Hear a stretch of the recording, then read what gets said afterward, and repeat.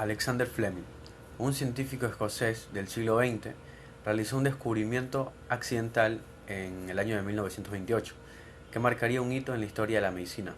Mientras investigaba bacterias en su laboratorio, Fleming observó el efecto sorprendente de un moho que había contaminado una placa de cultivo. Este moho tenía la capacidad de inhibir y destruir el crecimiento bacteriano circundante. Este hallazgo intrigante llevó a Fleming a realizar experimentos adicionales donde filtró el líquido del moho y demostró su potente acción antibacteriana. Estos descubrimientos sentaron las bases para el desarrollo de la penicilina, uno de los antibióticos más importantes y ampliamente utilizados en la historia de la medicina. La penicilina revolucionó el tratamiento de las infecciones bacterianas y salvó innumerables vidas. Los hallazgos de Fleming proporcionaron el punto de partida para su producción a gran escala y su uso generalizado en el campo médico. La penicilina se convirtió en un arma poderosa contra las infecciones, transformando la forma en que enfrentamos enfermedades antes devastadoras. En este análisis exploraremos en detalle los tres temas claves de la investigación de Fleming: la observación del efecto de moho, la acción antibacteriana del filtrado del moho y los experimentos en animales. A través de estos descubrimientos entenderemos cómo la casualidad, la curiosidad científica y la perseverancia de Fleming dieron lugar a uno de los mayores avances médicos de todos los tiempos, la penicilina. Una vez Fleming, después de notar que el cultivo de Staphylococcus había sido contaminado con el molde de penicilina, este observó la inhibición del crecimiento bacteriano alrededor del molde. Fleming descubrió que este filtrado tenía propiedades antibacterianas y que eran capaces de matar a una variedad de bacterias patógenas.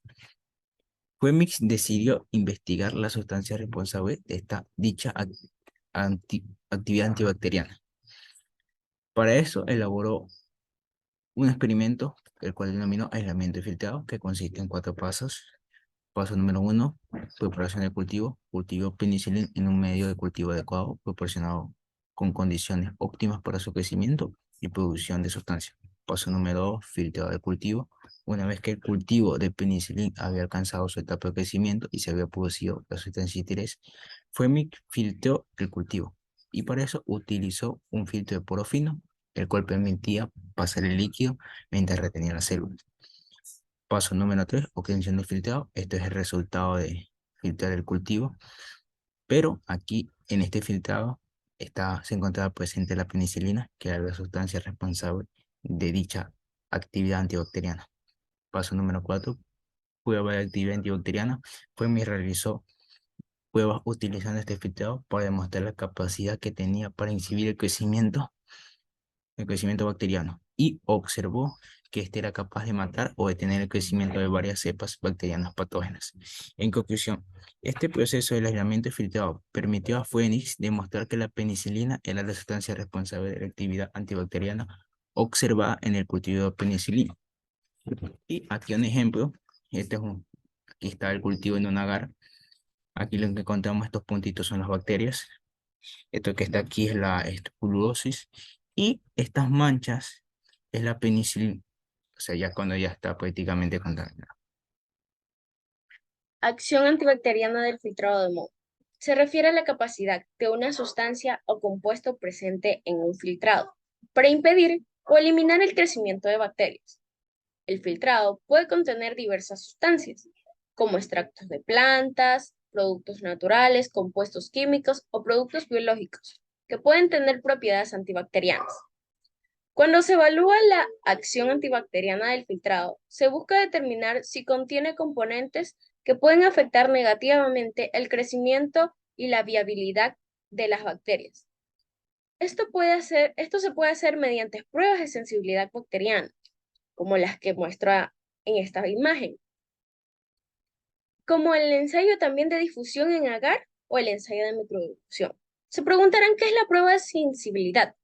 La prueba de sensibilidad bacteriana se lleva a cabo mediante antibiogramas, que sirve para medir la sensibilidad in vitro y una cepa bacteriana o varios antibióticos. A continuación, el ensayo de difusión en agar. Se aplican diferentes concentraciones de filtrado y en pequeños orificios en placas de agar inoculadas con bacterias. Si el filtrado tiene acción antibacteriana, se formarán zonas claras alrededor de los orificios, llamados zonas de invisión, donde las bacterias no pueden crecer debido a la actividad antimicrobiana de los compuestos del filtrado. A continuación, el filtrado de microdilución es aquel que se diluye en serie en placas de cultivos y se involucran con bacterias.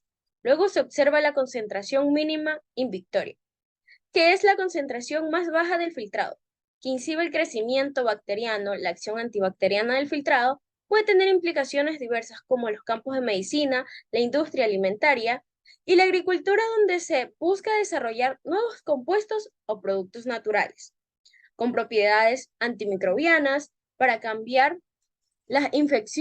poder combatir las infecciones bacterianas y prevenir la contaminación bacteriana. Una vez explicado cómo obtener el caldo de filtrado de moho y los métodos existentes, podemos iniciar con los experimentos que se realizaron para comprobar su efectividad.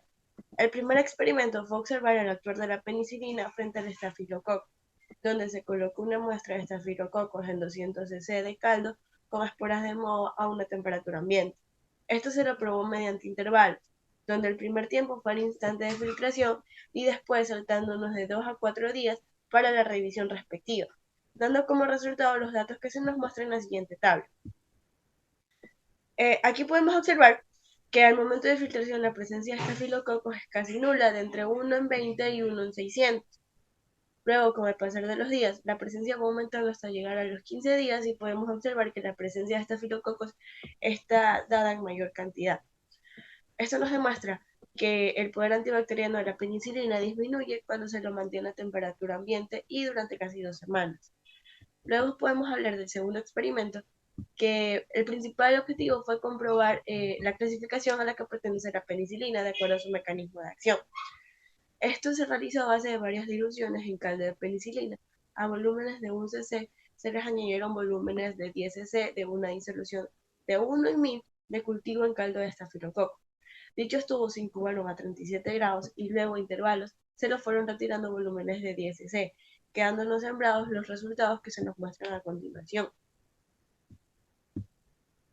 Aquí podemos observar que al momento, antes del experimento, la presencia de colonias era abundante. Luego, con el pasar de 2 horas, la presencia de colonias aumentó y esto nos podría asustar.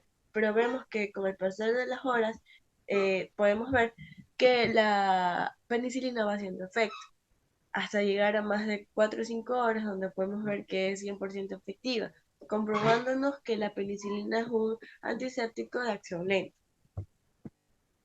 Tenemos el tercer experimento en el cual se basó en comprobar la toxicidad de la penicilina. Esta se la probó en animales, donde en primer lugar fueron inyectados 20 cc por vía intravenosa en un conejo, y al ver que no lograron causar ningún efecto adverso, fue positivo. Luego podemos ver que se lo experimentó en ratones de manera intraperitoneal y no provocó tampoco toxicidad, comprobándonos así la efectividad frente al gonococo y el meningococo. Así como vemos en esta imagen de aquí, que fueron resultados de dicho experimento, podemos ver que al momento de la penicilina que no fue hervida no es tan efectiva que digamos, pero al momento de ver que fue hervida por 1 minuto, la penicilina es 100% efectiva frente a dichas bacterias. Luego tenemos el último experimento, que fue el aislamiento de B. influenza y otros organismos. Este se estudió 25 órganos de distintas enfermeras que presentaban influenza. Esto se realizó bajo el método de la placa de agar, donde cada esputo que contenía cada muestra objetivo se esparció de manera habitual en la placa de agar sangre hervida, para después a una mitad añadirle de 3 a 4 gotas de penicilina y a la otra mitad no, se la dejaría en crecimiento normal. De modo que la mitad tratada la penicilina es absorbida por el agar y después de 24 horas se observó solo la presencia de B. influenza junto a los cocos gram negativos, de manera que se vuelva más fácil obtener el aislamiento de B. influenza. Los resultados fueron los que se muestran a continuación en esta tabla. Aquí podemos ver que en la mitad que no fue tratada con penicilina, hay presencia abundante de streptococos y neumococos. Y respecto a la B. influenza, la presencia no es ni absoluta ni en ausencia.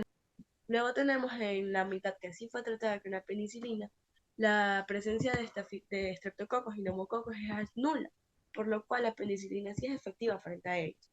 Y referente a B-influenza, podemos ver que es abundante en su mayoría. Esto nos demuestra que la B-influenza es insensible a la penicilina, de modo que sea más fácil poder aislarla del dicho medio de cultivo. A lo largo del video se han explicado experimentos relacionados con el descubrimiento de la penicilina.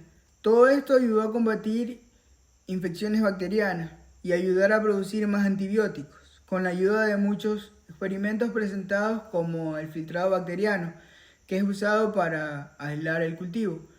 Estos resultados demuestran que una especie de Penicillium es capaz de producir en cultivo una sustancia antibacteriana extremadamente potente que afecta a distintas bacterias en grados diversos.